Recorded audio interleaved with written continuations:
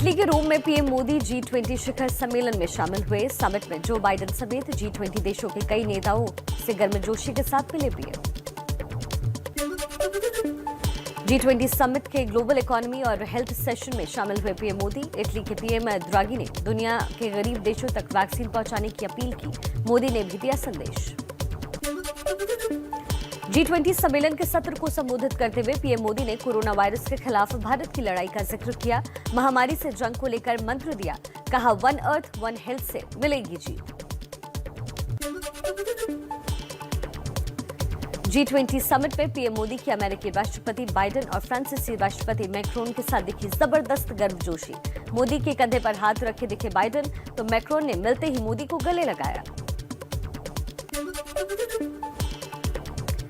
रोम में पीएम मोदी ने फ्रांस के राष्ट्रपति इमैनुअल मैक्रोन के साथ द्विपक्षीय बातचीत की। उसके बाद इंडोनेशिया और सिंगापुर के पीएम के साथ भी बैठक की। पीएम मोदी से मुलाकात के बाद फ्रांस के राष्ट्रपति इमैनुअल मैक्रोन ने हिंदी में ट्वीट किया, लिखा, हम भारत के साथ मिलकर काम करना जारी रखेंगे। वेटिकन सिटी में पीएम मोदी ने पोप फ्रांसिस से मुलाकात की। जलवायु परिवर्तन और गरीबी खत्म करने के मुद्दे पर चर्चा की गई। पीएम ने पोप फ्रांसिस को भारत आने का न्योता दिया। पीएम मोदी के इटली दौरे पर विदेश मंत्रालय ने कहा, पोप फ्रांसिस ने पीएम मोदी के न्योते को स्वीकार किया। आरएसएस के दत्तात्रेय होस्ट बोले हम इस मुलाकात का स्वागत करते हैं। वासुदेव कुटुंबकम में हमारा यकीन। विदेश सचिव हर्षवर्धन श्रृंगला बोले, इटली और भारत के बीच नए संबंधों की होगी शुरुआत। दोनों देशों के बीच सहयोग की भावना बहुत गहरी। पीएम मोदी के इटली दौरे का आज आखिरी दिन। G20 की दूसरे दिन की बैठक में शामिल होने के बाद आज रात ग्लासगो रवाना होंगे पीएम। कई राष्ट्र प्रमुखों के साथ कल जलवायु सम्मेलन में हिस्सा लेंगे।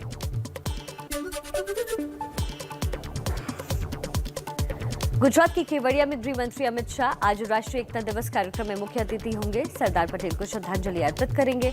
रिकॉर्डेड वीडियो संदेश के जरिए पीएम मोदी भी करेंगे संबोधित। सरदार पटेल की जयंती पर स्टैच्यू ऑफ यूनिटी परिसर में आज राष्ट्रीय एकता दिवस का आयोजन। आईटीबीपी, सीआईएसएफ, सीआरपीएफ और बीएसएफ समेत कई सुरक्षा एजेंसियां परेड करेंगी।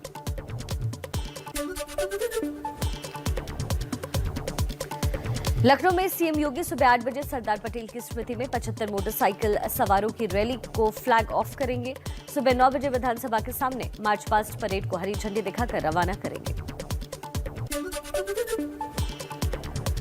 समाजवादी पार्टी के अध्यक्ष अखिलेश यादव आज हरदोई पहुंचेंगे। सरदार पटेल के अलावा समाज सेवी रामलाल सिंह की मूर्ति का भी अनावरण करेंगे। दोपहर 12 बजे होगा कार्यक्रम।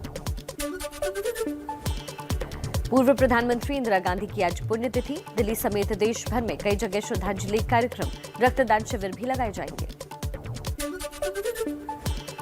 मिशन उत्तराखंड के तहत देहरादून पहुंचे गृह मंत्री अमित शाह ने कहा, बीजेपी फिर पूर्ण बहुमत की सरकार बनाएगी। कांग्रेस को चुनाव के समय ही जनता की याद आती है।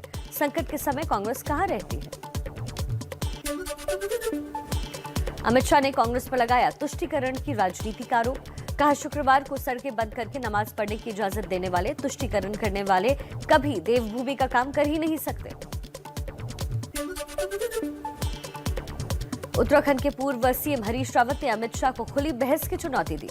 बोले, किसी भी सार्वजनिक मंच पर डिबेट के लिए तैयार। हमने कभी शुक्रवार की छुट्टी के लिए नहीं लिखा। सीएम योगी आज अयोध्या पहुंचेंगे। दीपोत्सव कार्यक्रम की आखिरी चरण की तैयारियों का जायजा लेंगे। इस बार दीपोत्सव में जलाए जाएंगे रिकॉर्ड 9 लाख दिए। कांग्रेस महासचिव प्रियंका गांधी का मिशन यूपी जारी। आज सीएम योगी के गढ़ गोरखपुर में दोपहर 1 बजे प्रतिज्ञा रैली करेंगी। लाखों की भीड़ जुटने का दावा। यूपी चुनाव से पहले किसानों को मनाने में जुटी योगी सरकार। लखनऊ में बीकेयू नेताओं के साथ सरकार के अफसरों की बैठक। धान खरीद, गन्ना भुगतान और बिजली समेत कई मुद्दों पर चर्चा हुई। 8 नवंबर को फिर बैठक।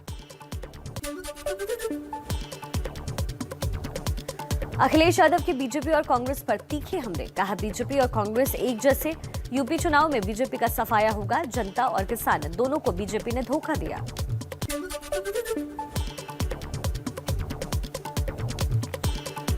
यूपी में बीएसपी को बड़ा झटका, 6 बीएसपी विधायक समाजवादी पार्टी में शामिल हुए। सीतापुर सदर सीट से बीजेपी विधायक राकेश राठौर ने भी एसपी का दामन थामा। आरएलडी के अध्यक्ष जयंत चौधरी आज यूपी विधानसभा चुनाव के लिए अपना घोषणा पत्र जारी करेंगे। राहुल गांधी ने गोवा में चुनावी अभियान की शुरुआत की, मछुआरों से मिले, बोले बीजेपी नफरत फैलाने वाली पार्टी और हम प्यार बांटने का काम करते हैं। गोवा में राहुल गांधी ने सड़क किनारे ढाबे पर खाना खाया, दोपहिया टैक्सी से तकरीबन 5 किलोमीटर तक सफर किया। राहुल गांधी का पीएम मोदी पर निशाना, कहा चीन हमारे देश में घुसपैठ कर रहा है, चीन ने दिल्ली जितने इलाके पर कब्जा कर लिया है और मोदी जी कहते हैं किसी ने कब्जा ही नहीं किया। शिवसेना सांसद संजय राउत का बीजेपी सरकार पर हमला, बड़ा बयान देते हुए कहा 2024 में केंद्र में गठबंधन की सरकार बनेगी जिसमें कांग्रेस प्रमुख पार्टी होगी। गोवा में ममता बनर्जी का कांग्रेस पर निशाना, कहा देश की राजनीति को लेकर कांग्रेस गंभीर नहीं, इससे मोदी और ताकतवर होंगे। गौरव वल्लभ बोले एक कांग्रेस ही है जो विपक्ष का दायित्व गंभीरता से निभा रही है। गोवा में टीएमसी और गोवा फॉरवर्ड पार्टी का गठबंधन हो सकता है, ममता बनर्जी और गोवा फॉरवर्ड पार्टी के नेता विजय सरदेसाई की मुलाकात हुई। देश के 13 राज्यों में 3 लोकसभा और 29 विधानसभा सीट पर हुई उपचुनाव की वोटिंग, 2 नवंबर को आएंगे चुनाव के नतीजे।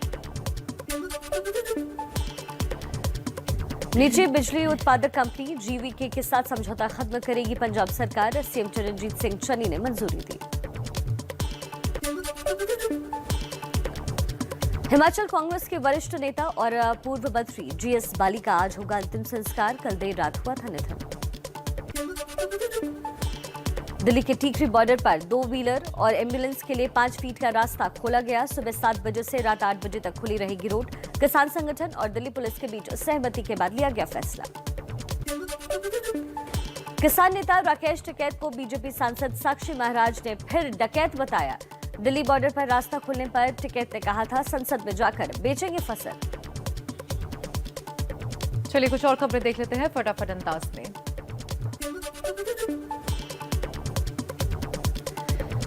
दिल्ली के जेएनयू में कश्मीर पर विवादित वेबिनार का मुद्दा गरमाया। जेएनयू ने वेबिनार को आपत्तिजनक और भड़काऊ बताते हुए उसे रद्द किया। एबीवीपी ने किया विरोध प्रदर्शन, कार्रवाई की मांग की। पाकिस्तान की जीत पर जश्न मनाने के मामले में गिरफ्तार कश्मीरी छात्रों की रिहाई को लेकर महबूबा मुफ्ती ने पीएम मोदी को चिट्ठी लिखी, कहा कार्रवाई से देशभक्ति की भावना नहीं बढ़ा सकते। केंद्रीय मंत्री और यूपी बीजेपी के प्रभारी धर्मेंद्र प्रधान ने कहा तेल के बड़े दाम चुनाव में मुद्दा हो सकते हैं, लेकिन जनता जानती है हमारी नीयत। इंटरनेशनल मार्केट में कच्चे तेल महंगा हुआ। एमपी के बालाघाट जिले में बिक रहा है देश में सबसे ज्यादा महंगा पेट्रोल। यहां 1 लीटर पेट्रोल की कीमत 120 रुपए 6 पैसे। लोगों ने कहा जीना तक हो गया मुश्किल। बीजेपी महासचिव कैलाश विजयवर्गीय के देश की महंगाई पर अजब बोल। जबलपुर में कहा ये तो विश्वास्य समय है। राहुल प्रियंका के मंदिर जाने और सीएम ममता पर भी खूब बरसे।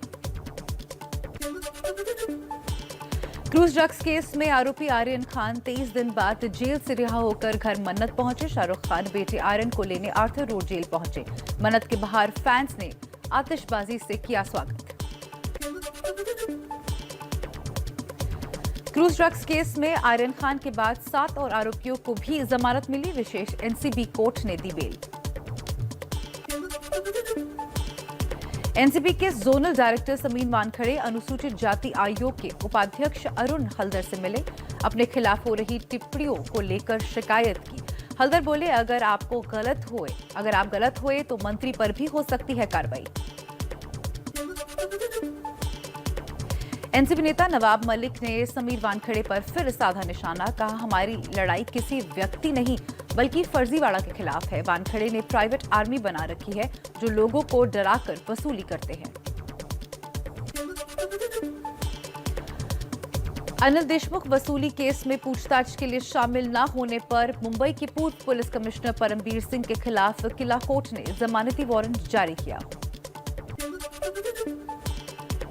देश में बीते 24 घंटे में कोरोना के 14,313 नए केस, 549 मरीजों की मौत, कुल एक्टिव केस घटकर अब 1,61,555 हुए। देश में वैक्सीनेशन का आंकड़ा 106 करोड़ के पार पहुंचा। अब तक 32 करोड़ 94 लाख लोगों को लग गई है दोनों डोज।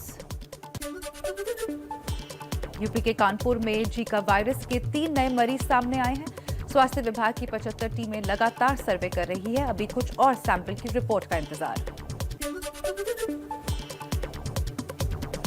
मेरठ में कोरोना वैक्सीनेशन को लेकर स्वास्थ्य विभाग की बड़ी लापरवाही। 6 महीने पहले जिनकी कोरोना से मौत हो गई, उनके नाम दूसरी डोज का सर्टिफिकेट जारी किया। अब जांच की बात कर रहे हैं अधिकारी। दीपावली से पहले देश की राजधानी दिल्ली के बाजारों में एबीपी न्यूज का रियलिटी चेक। पाबंदियों में छूट के बाद कोरोना संक्रमण के खतरे से बेपरवाह लोग, न चेहरे पर मास्क, न ही दिख रही है सामाजिक दूरी। दिल्ली सरकार के अस्पतालों में कोरोना के लिए रिजर्व्ड बेड्स का इस्तेमाल डेंगू, मलेरिया और चिकनगुनिया के मरीजों के लिए भी होगा। सरकार ने आदेश जारी किया। जम्मू कश्मीर में एलओसी के रजौरी के नौशेरा सेक्टर में बारूदी सुरंग में धमाका, सेना के लेफ्टिनेंट ऋषि कुमार और जवान मंजीत सिंह शहीद। दिल्ली क्राइम ब्रांच की बड़ी कामयाबी, धौला कुआं से नक्सल कमांडर अनुराग राम की गिरफ्तारी। झारखंड और छत्तीसगढ़ की कई वारदातों में वांटेड था। 2014 में जेल की दीवार तोड़कर भागा था। अयोध्या में पंजाब नेशनल बैंक की महिला अधिकारी ने खुदकुशी की। सुसाइड नोट पे पुलिस वाले समेत 3 पर प्रताड़ित करने का आरोप लगाया। परिवार ने इंसाफ की मांग की। कोलकाता में पत्नी की हत्या में पति गिरफ्तार, पत्नी को मारकर बेटी को भी जख्मी किया। पुलिस हेल्पलाइन पर खुद ही फोन किया। घरेलू कलह और बेरोजगारी से परेशान था आरोपी। मुंबई के घाटकोपर में जागृति नगर मेट्रो स्टेशन के सामने सेफ्टी दीवार ढही, बाल बाल बचे कुछ लोग। एक महिला को चोटें आई। तेल कंपनी की जगह में निर्माण कार्य चल रहा था। T20 वर्ल्ड कप में आज भारत के लिए आर्या पार का मैच। टूर्नामेंट में बने रहने के लिए न्यूजीलैंड से हर हाल में जीत जरूरी। शाम 7:30 बजे शुरू होगा मुकाबला।